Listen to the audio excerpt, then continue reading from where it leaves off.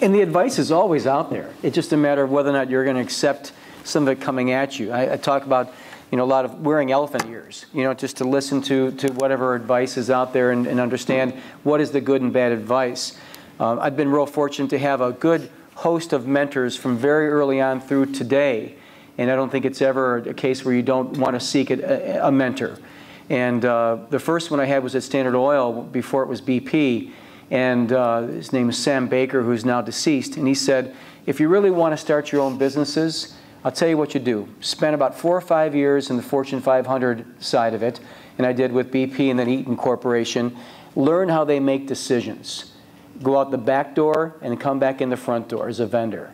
And that was invaluable for me because even through today, those first 6 years of working in a Fortune 500 environment, you understand what the pressures are, why they do what they do, and those are the people that have the most money to spend on your product or services. And so the ability for them to, a lot of CYA that happens in the larger environments, and if you can kind of navigate those waters well, it's actually very invaluable advice. I've also had mentors that range from the Albert Ratners to Dick Jacobses of the world, and one of the best piece of advice though was from my accountant very early on in the early 90s, who was doing all the work for pizza and beer.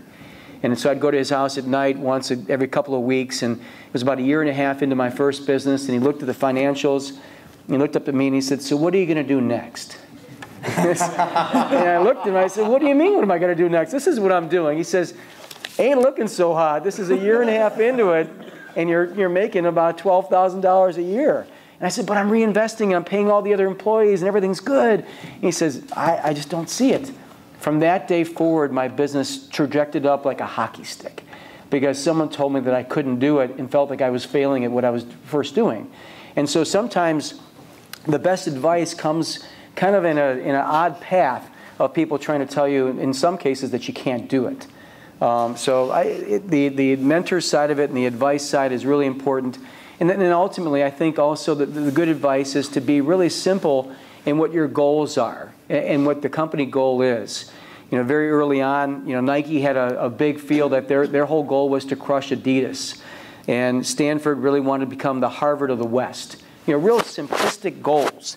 Disney said, we'll never be finished our work for Disney World or Disneyland as long as imagination is the guiding star. And so some of those really interesting tidbits are there. Our personal goal right now with my California-based business is to bridge the digital divide with this technology. We want to make a lot of money for our investors and for ourselves, but ultimately this technology will allow to bridge the haves and the have-nots. And that's really a guiding light or guiding principle for the technology itself.